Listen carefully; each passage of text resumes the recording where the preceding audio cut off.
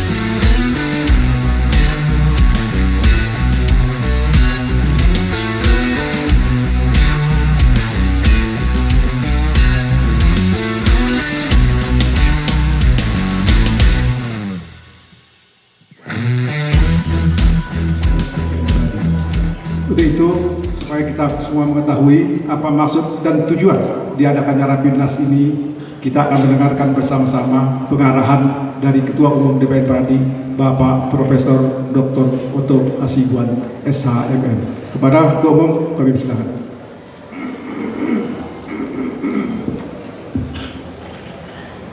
Teman-teman semuanya, hadirin yang saya hormati. Hari ini adalah hari yang sangat penting buat kita,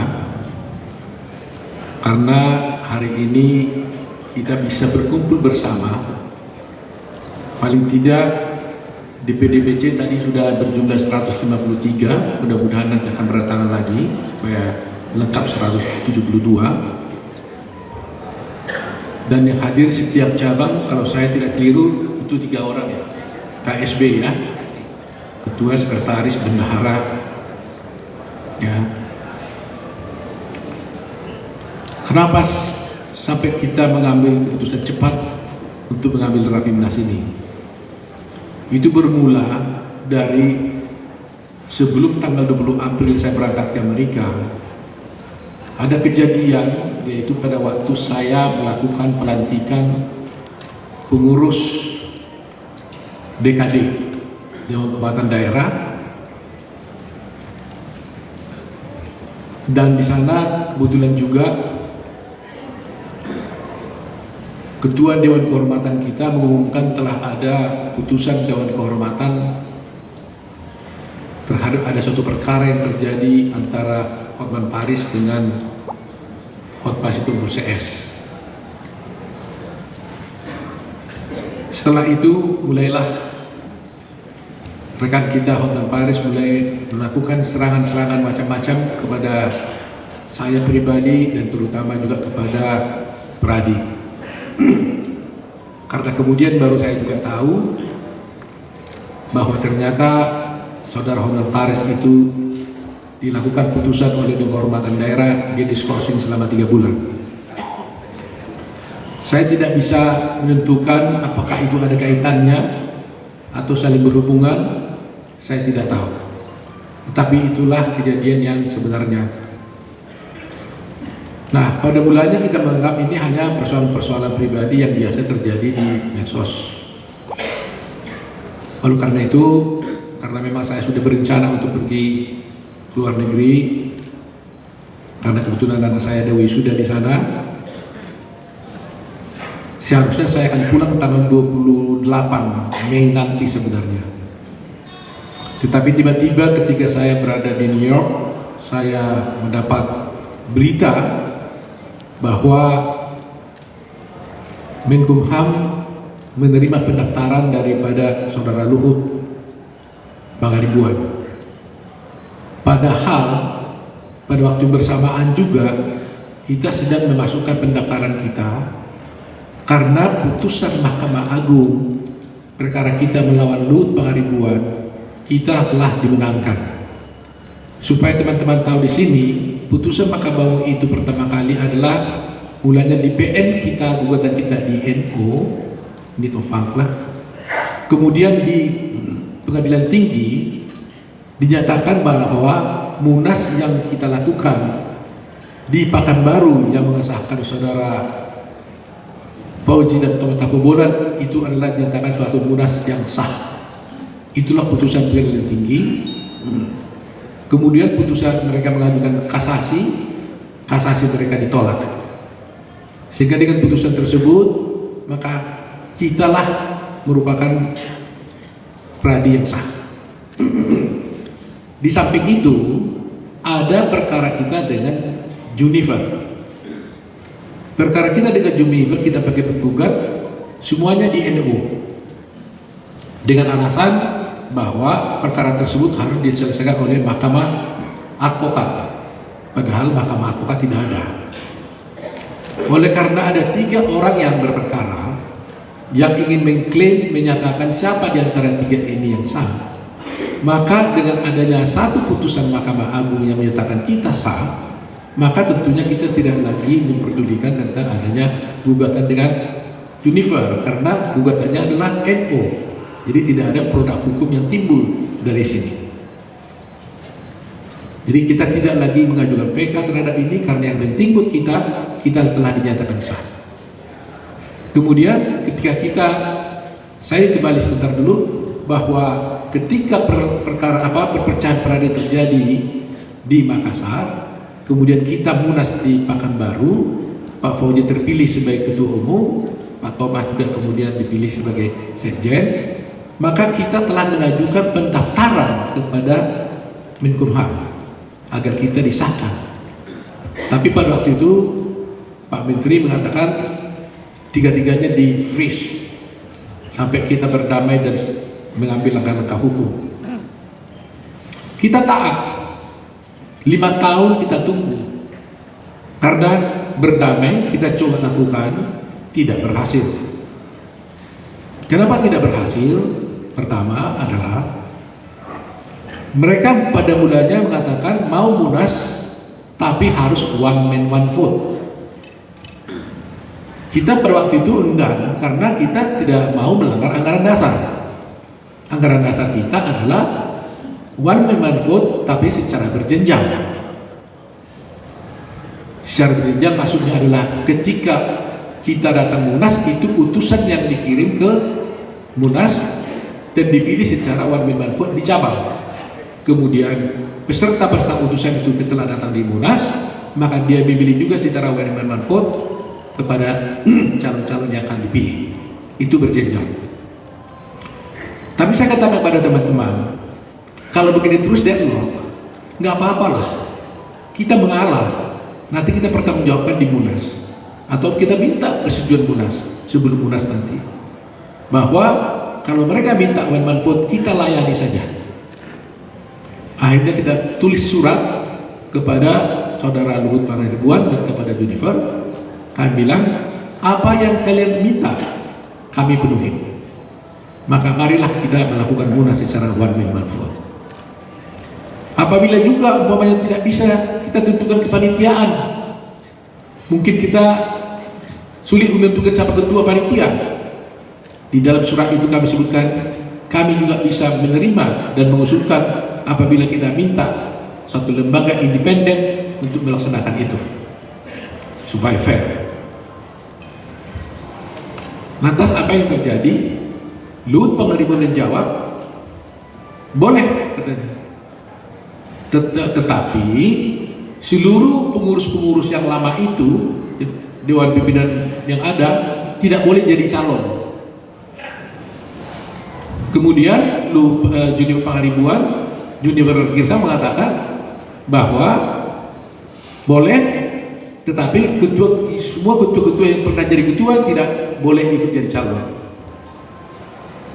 Jadi bayangkan kalau kita ada 42 Dewan Pimpinan Nasional atau 50, itu nggak boleh ikut calon katanya. 250 ya. Jadi kita pikir ini sangat tidak masuk akal. Saya tidak tahu apa maksudnya. Kemudian secara pribadi saya mengundang Junifer. Saya katakan, udahlah Junifer, kita tarung saja. The best of the best kita majukan. Yang terbaik dari Junifer siapa? Maju. Yang terbaik dari Luhut Pangaribuan, majukan. Yang terbaik dari kami ajukan. Nanti siapa yang terpilih, saya usulkan, saya bilang jangan meninggalkan belakang. Karena ini konsep rekonsiliasi, nggak boleh yang harus keluar. Nomor satunya jadi ketua umum, nomor duanya itu jadi wakil ketua umum, nomor tiganya mungkin jadi wakil ketua umum atau jabatan lain apalah.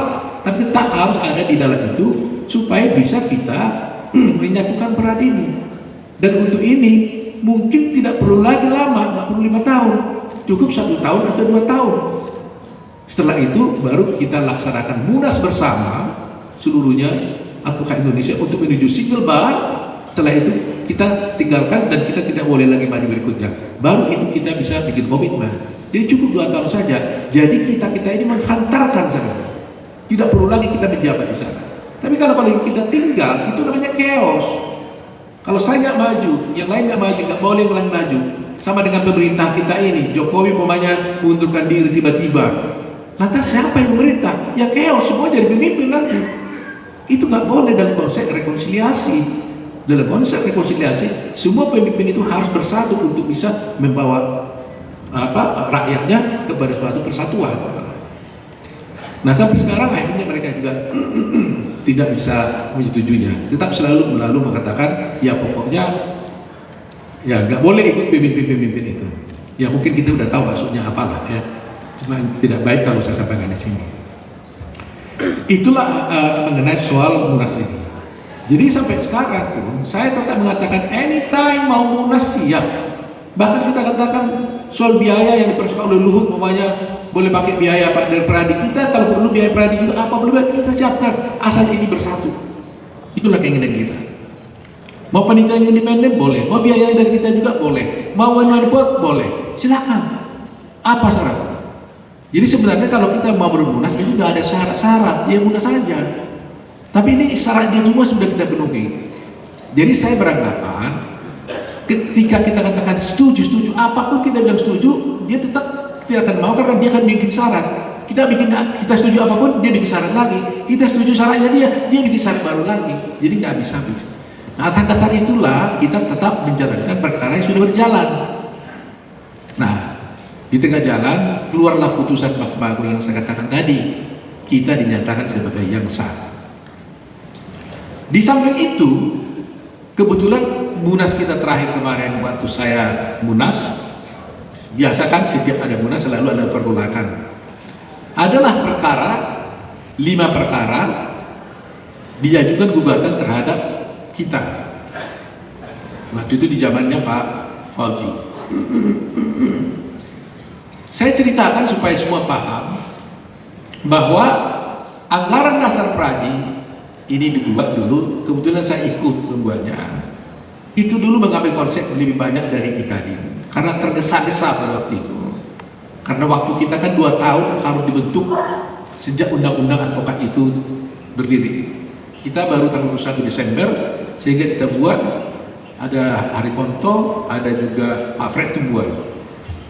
Saya berbeda pendapat betul memang pada waktu itu dengan Pak almarhum Fred Tumbuhan. Karena saya mengatakan bahwa kita tidak setuju kalau ini dibuat jadi badan hukum. Saya inginkan ini tetap sebagai organisasi profesi, walaupun belum masuk dalam konsep pada waktu itu sebagai organ negara, tapi akhirnya kan menjadi organ negara. Bayangan saya hanya simpel, kalau itu badan hukum, kita terlalu terikat lagi kepada pemerintah. Padahal sebenarnya nggak ada urusannya kita dengan badan hukum ini. Tapi waktu itu Pak Fred Tumbuhan mengatakan hanya satu pikiran sederhana dari beliau adalah kalau nanti kita punya aset bagaimana. Jadi supaya aset itu bisa betul-betul kita artikan terus, ya kita buat badan hukum.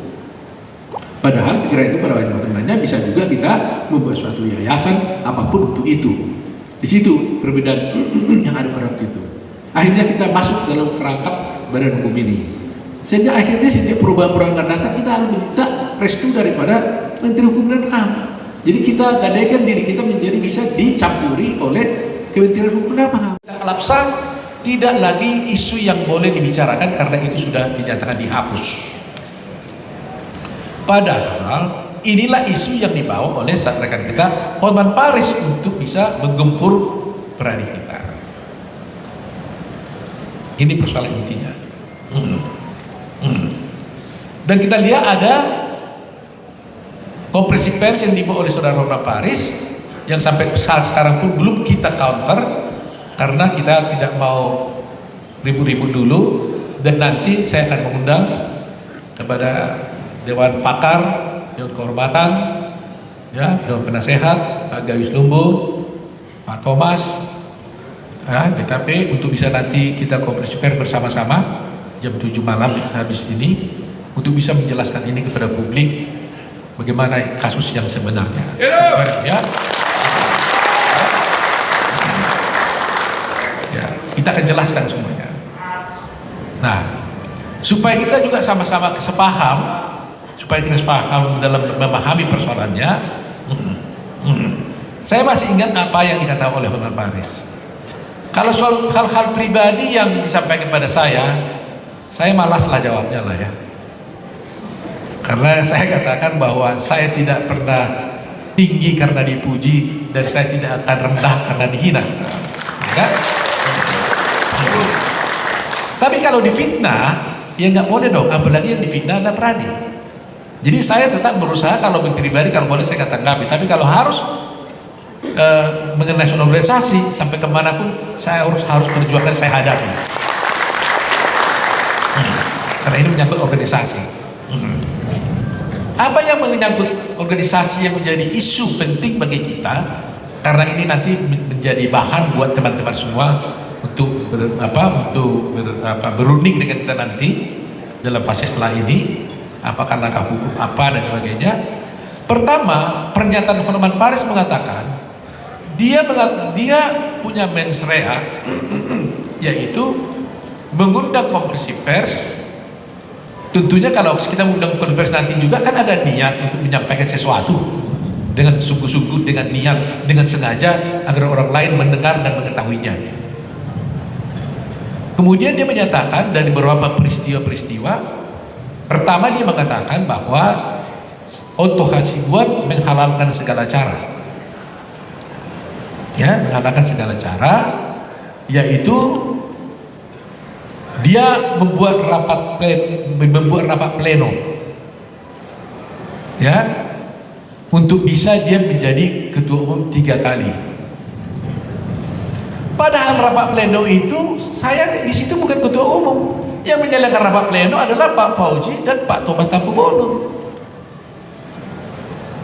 Tapi dia tegas duduk saya di situ mengatakan yang buat rapat pleno itu adalah Otto Hasibuan agar dia dapat menjadi 3 kali menjadi ketua umum. Selanjutnya katanya, saya menunjuk Fauji Hasibuan sebagai ketua umum lagi, dan setelah itu dia maksudnya saya masuk jadi ketua umum, jadi 3 kali. Padahal Pak Fauji ini kapan saya tunjuk jadi ketua umum? Yang memilih dia adalah Munas di Pekanbaru. Dan saya juga tidak masuk kepada DPR Pradi jadi ketua umum, saya dipilih di dalam Munas. Nah, kemudian data atas dasar itu, rangkaiannya itu, dia mengatakan karena adanya putusan tentang alam usaha tersebut, Selalu dia bilang itu, yang menyatakan batal rapat pleno yang dibuat oleh DPR ini, yang dibuat oleh Otto Hasibuan itu, dengan segala akibat hukumnya. Selalu dia katakan gitu kan, selalu dia main-main di situ dengan segala akibat hukumnya. Maka DPN Pradi ini adalah tidak sah. DPN Pradi tidak sah. Karena DPN Pradi tidak sah, semua kartu-kartu, ya, kartu-kartu yang yang dikeluarkan oleh Otto Hasibuan yang ditangani itu menjadi tidak sah pula.